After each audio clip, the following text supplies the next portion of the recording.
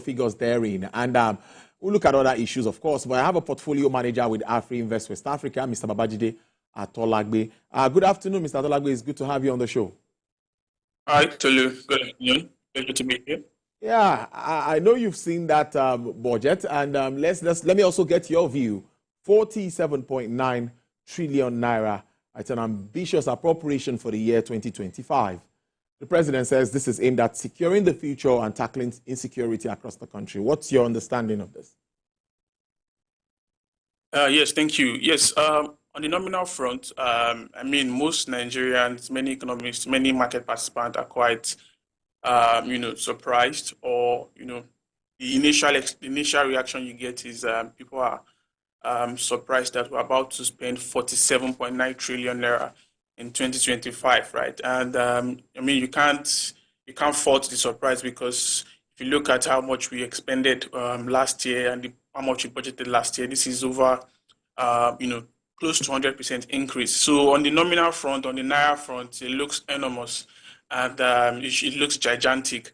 But if you flip it over to the dollar perspective, when you look at it relative to last year's budget, it is actually a contraction, right? It's actually a contraction from how much we plan to spend in 2024 compared to what we're about to do in 2025.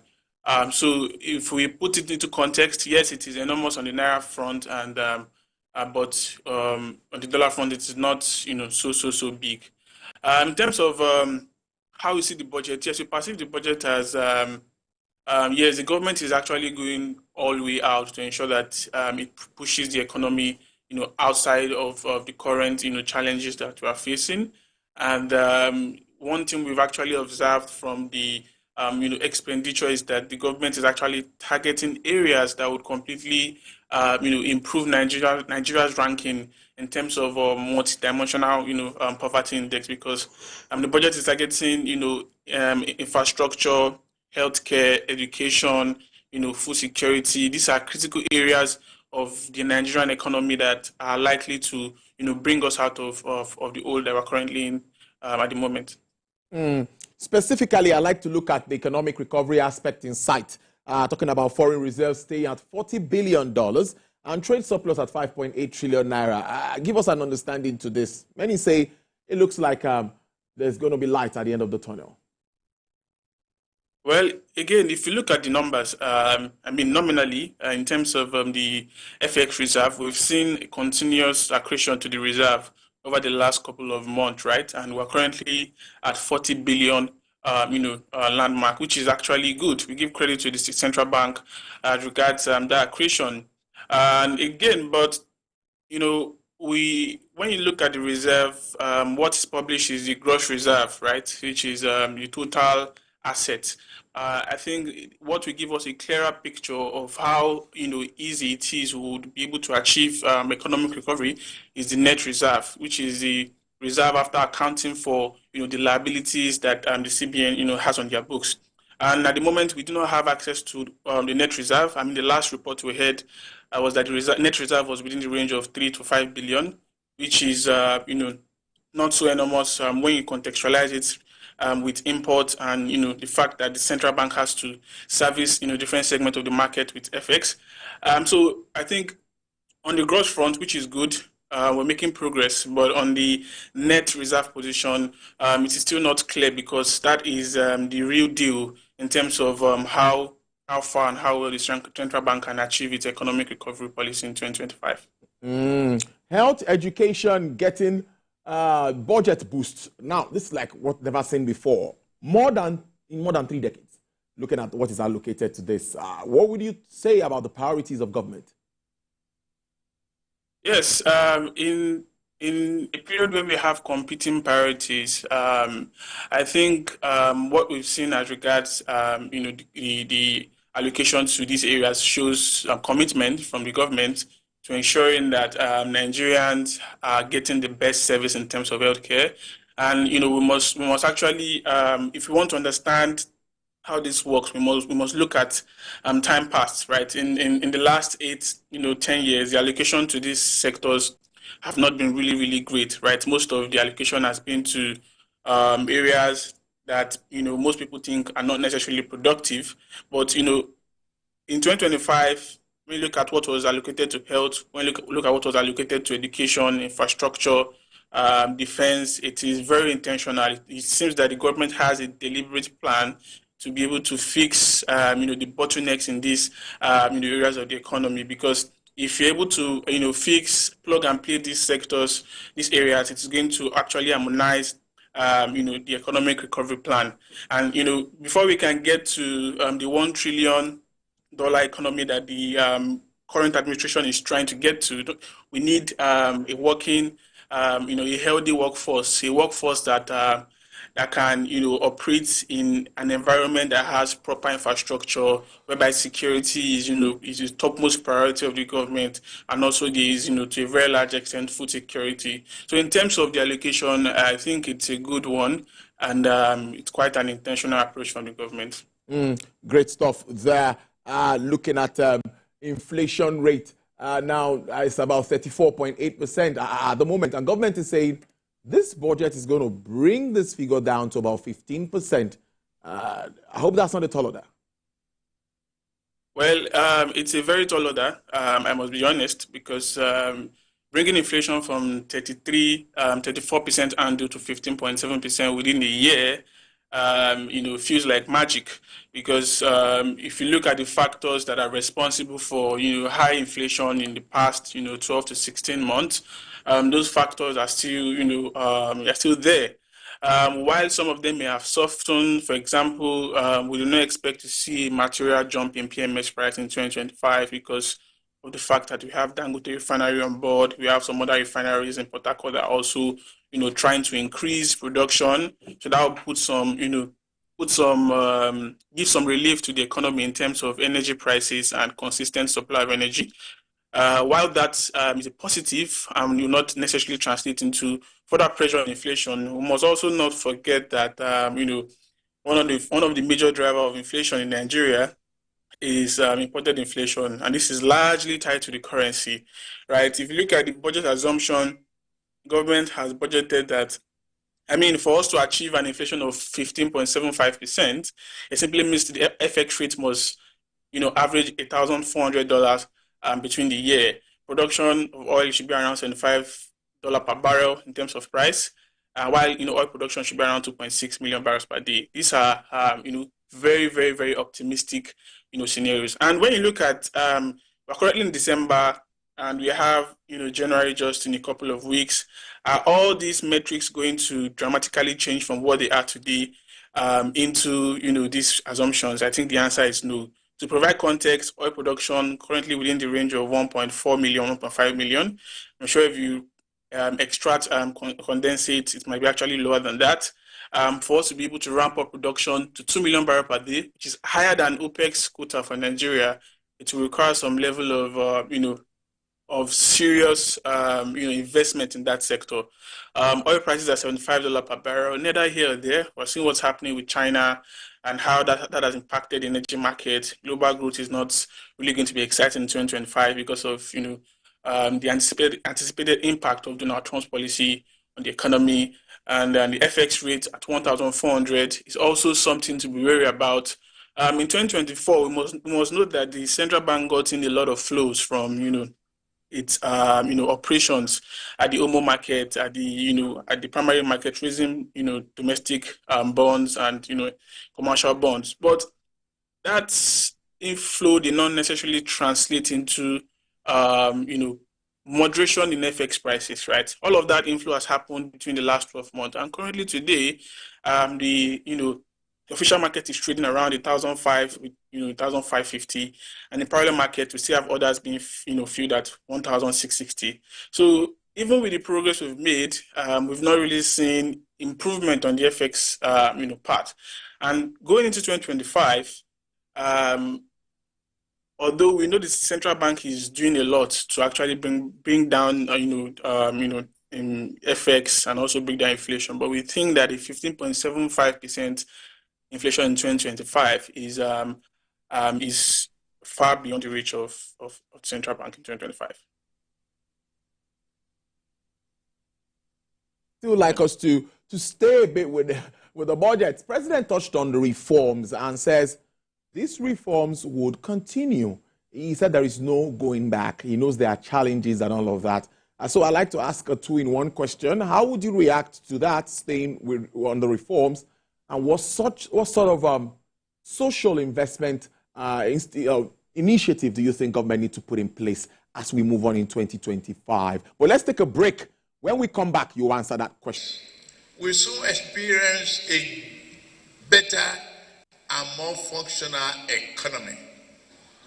Global economic growth for the outgoing year was 2024 was projected at 3.2%, and against predictions of our countries,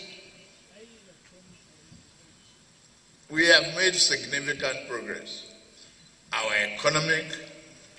economy grew by 3.46%. Round it down, that is 3.5 of year 2024, up from 2.54% in the third quarter of year 2023. Our foreign reserves now stand at nearly $42 billion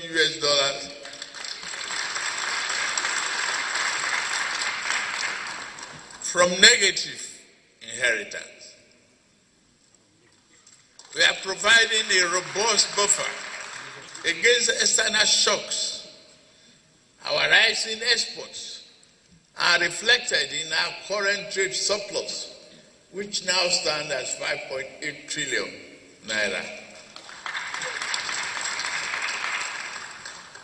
National Bureau of Statistics confirms this.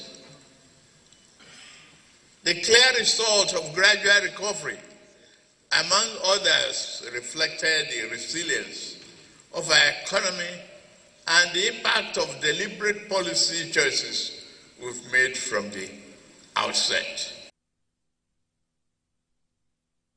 Yeah, Mr. President, there now. Mr. Atolagwe, you got my question. I was asking you about the reforms and what we can do, social safety networks, and what do you think government can do moving in 2025 to still address this fallout?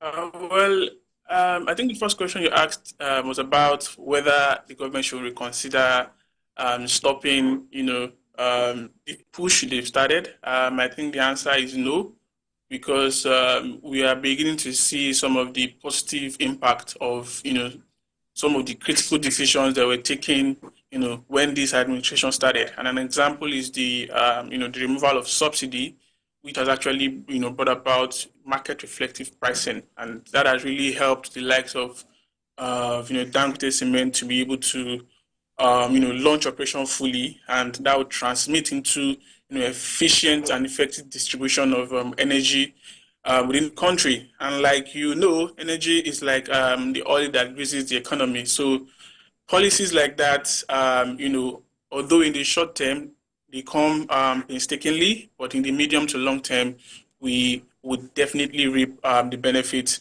from those policies. So the answer is very direct. The president and his team needs to continue to push for these policies. And in terms of social intervention, social benefit, I think they need to come up with, interventions and benefit that would put some sort of relief to the people in the short term, right? And this relief could come in terms of social transfers, come in terms of, government intervention in some particular sectors, access to free, health services, access to, free education at some point, and also some sort of access to transportation, because these are, the day-to-day, events that, an ordinary Nigeria is exposed to. So I think as they continue to push these policies, they also need to roll out, interventions to support. I must also mention that, yes, we're also seeing the fact that the central bank has returned to the orthodox approach in terms of, monetary policy control in the economy. We've seen how they've hiked, interest rates, dramatically to, record high levels. while that may, achieve the objective of price control over a period of time, we've seen that it is actually hurting some businesses because the access to fund, access to credit is extremely expensive, and it is eating out margins that producers have. So maybe we need to have some sort of targeted credit schemes to the ailing sectors of the economy, particularly to farmers and to the manufacturers, and also to the SMEs as well, just to ensure that businesses are running as usual. Finally, almost finally, let's look at markets to how they react to this budgetary system. Let me use that from me, because many will tell you, even the January to December cycle of budgeting, many say is the best, and President Tinubu has stayed with this. So how does it also affect or bring more confidence into our stock markets? And what's your overview of the performance of the market for the year 2024 as we wrap it up? Yeah, the stock market has performed, really well because we had a lot of macroeconomic headwind in 2024. Inflation was high, currency devaluation, and all of that. But the market was still able to deliver a return that somewhat compensates investors for, rising prices. I mean, last I checked, stock market performance was within the range of 33%, which is very close to inflation. In terms of what the president is doing on the fiscal side will impact the market in 2025. In 2024, we saw a lot of activities from foreign portfolio investors in the Nigerian stock market, right? And we haven't seen that amount of traction in a number of years. At least the last time we saw it was 2019. So in 2024 alone, almost 746 billion in terms of foreign transaction in the stock market, and that has actually helped to increase prices. So in 2025, with these policies that are being implemented, with the successes that are recorded here and there, this would improve investors' confidence, and we'll see more traction from foreign portfolio investors into the stock market in 2025. So what stocks do you think we'll be looking at? We're talking about recapitalization. Many will always talk about the banking stocks. But looking beyond that, what stocks you will be looking at? What sectors do you think will play well in 2025? Well, for the sectors, we have a couple of them. Currently, as we speak, some sectors are at the receiving end of what's happening in Nigeria. An example of them would be the telecom sector and also the FMCG sector as well, because the high inflation and the currency devaluation has actually impacted their margins. But there are some sectors that are actually benefiting from all of these that has been happening, and that is the banking sector. Also, the agriculture sector, targeting specific, companies like Okomo and Presco. These are exports-oriented, companies, and they are benefiting from, the massive devaluation that we're seeing on the naira. Other than that, as well, the energy sector is also, doing relatively well. We've seen a lot of capital restructuring and corporate action in that space that has fueled increase in prices at global level as well. The introduction of the petroleum bill has also opened up investment in that space. So we think that the energy sector also has some prospects in 2025, and we also think that the telecom sector may have its challenges, but once the telecom giants are able to sort out the ongoing discussion as regards increase in tariffs, I think that will translate into better margins for them, and they will return to profitability again in 2025. Also, there are some other stocks that I may not be able to mention on this call, but I'm sure if you read some of our research reports, our weekly and our monthly research report at AfroInvest, you'll be able to see or gain access to those of our interesting insight on stocks to pick in 2025. So as we also face the issue of FX and all of that, that definitely affects trading. Investors' confidence is something that many also always talk about. We have bonds, and most times when government auctions is always oversubscribed. What do you make of this when you talk about investment confidence in Nigeria's economy with what President Bola Tinubu is doing? Well, let's look at it from two ways, in the foreign and then the domestic. I try to start from domestic because we've seen a lot of, appetite from the domestic investors at almost every auction across the year. And the major factor behind that is the CBN, the DMO, and the government, they've actually raised interest rates, right? And I mean, people are looking for where to invest their capital. So because of the attractiveness of the rates at the primary auction, we are seeing more and more subscription from, the domestic investors who are looking to enjoy high yields for, risk-free investments. So I think that is going to be sustained because not so many investors want to expose, their portfolios to, risk assets like equities. From the foreign perspective, I mean, the numbers clearly speak for themselves.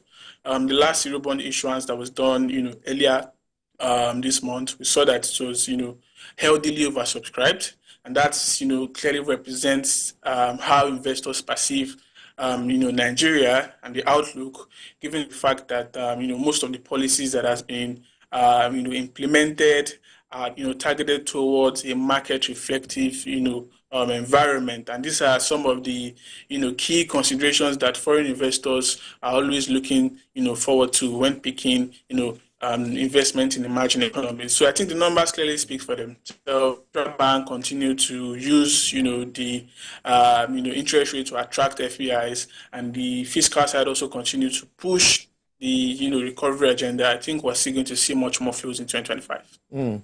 That handshake, everyone expects it to, help achieve inclusive growth that all Nigerians are talking about. Mr. Babajide Atolagbe, thank you so much for your time. It's always interesting having you speak on the show. Nice one. Wish you all the best and compliments of the season.